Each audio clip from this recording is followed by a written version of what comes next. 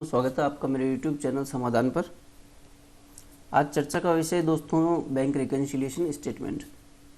Bank reconciliation क्योंकि मार्च आपका आ रहा है, फाइनेंशियल ईयर क्लोज होने जा रहा है, तो बहुत ही इम्पोर्टेंट टॉपिक है जिस पे चर्चा करना ज़रूरी है कि आपको बैंक रिकन्सिलिएशन इस साल का कंप्लीट कर लेना है, क्योंकि जब तक आपका बैंक रिकन्साइल नहीं होगा तब तक आपकी एंट्रीज कुछ मिसमैच होने की गुंजाइश रहती है।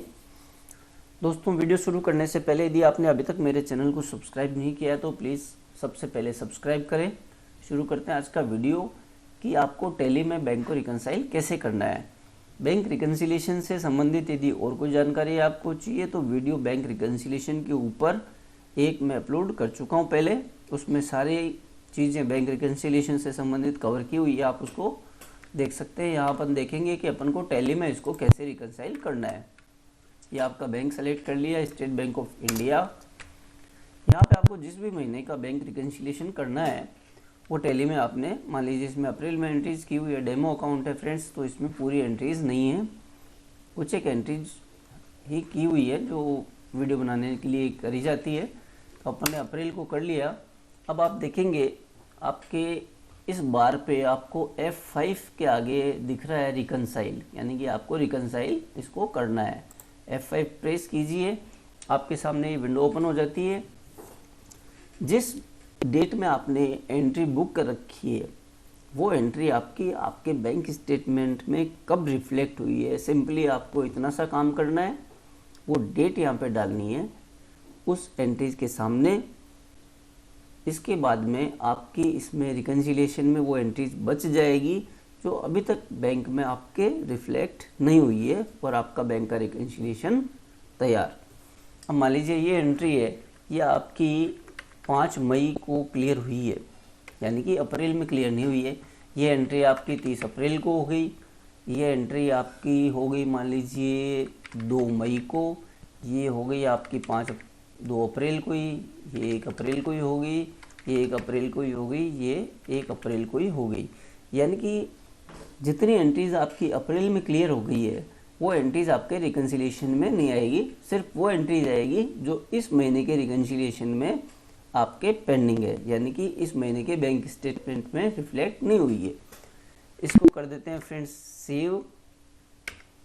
अब आपके सामने जब आप इसको ओपन करेंगे रिकन्साइल में तो आप यहाँ पे देखेंगे कि आपकी सिर्फ 2 एंट्रीज यहाँ पे आ रही है, यानी कि जब आपने अप्रैल महीने को रिकन्साइल किया तब 2 एंट्रीज है वो आपकी अप्रैल के बैंक स्टेटमेंट में रिफ्लेक्ट नहीं हुई है, ये हुई है मई में। अब मान लीजिए कई बार ऐसा होता है कि ये एंट्री आपकी रिफ्लेक्ट ही नहीं हुई है, इसका कारण क्या हो सकता है। मान लीजिए आपने किसी को चेक दिया है, अब आपने जैसे ही चेक दिया आपने अपने बैंक में उसकी पेमेंट की एंट्री कर ली, स्वाभाविक आपको करनी भी है, लेकिन सामने वाली पार्टी ने अभी तक चेक आपका बैंक में लगाया नहीं है। अब इसको काफ़ी समय बीत चुका है, कई बार ऐसा होता है कि 3 महीने का, जिससे आप लोग जानते हैं कि 3 महीने तक इंस्ट्रूमेंट को प्रेजेंट किया जा सकता है, उसके बाद वो वैलिड नहीं होता है। तो आपने 3 महीने से ज़्यादा इसका देख लिया कि अभी तक आपके बैंक में नहीं आया है, तो उसके बाद आपको पार्टी को नया ही चेक इशू करना होगा, वो चेक उसके किसी काम का नहीं है। तो आप इस एंट्री को उस समय डिलीट भी कर सकते हैं, जब आप फ्रेश चेक इशू करेंगे तो इसकी फ्रेश एंट्री आप डाल दीजिए। तो इस तरीके से बैंक रिकन्साइल करने से आपको गलती भी पकड़ में आ जाती है कि कहीं कुछ एंट्रीज आपने गलती से 2 बार कर दी हैं, या कुछ एंट्रीज आपकी करने से छूट रही है। मान लीजिए कुछ एंट्रीज ऐसी होगी, किसी पार्टी का आपके पास पेमेंट आया हुआ 10,000 रुपये का, उसकी एंट्री आप करने से छूट गए। अब आपके वो डेटर्स में बैलेंस शो कर रहा है उस पार्टी का 10,000, लेकिन जब आप बैंक इसका रिकन्साइल करेंगे तो आपकी बैंक में एक एंट्री आपकी बाकी बचेगी 10,000 रुपये की, क्योंकि उसका पेमेंट पार्टी का आपके बैंक में आ चुका है। तो जब आपको वहाँ पे वो अनरिकन्साइल्ड एंट्री दिखेगी कि ये 10,000 किसके हैं, तब आप इसको फाइंड आउट करेंगे, तब आपको पता लगता है कि सो एंड सो पार्टी ने आपको इस महीने में 10,000 का पेमेंट कर दिया था। तो जैसे आप उसकी एंट्री पोस्ट करेंगे आपका बैंक रिकॉर्ड तैयार हो जाएगा, बैंक का बैलेंस आपका आपकी बुक से मैच हो जाएगा।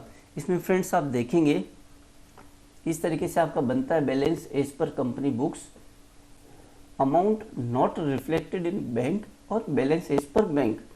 तो बैंक रिकनसाइल आप टैली में जब कर लेते हैं तो उसके बाद में यहाँ पे जो लास्ट में बैलेंस एज पर बैंक आता है, ये आपका बैंक का स्टेटमेंट का बैलेंस होगा।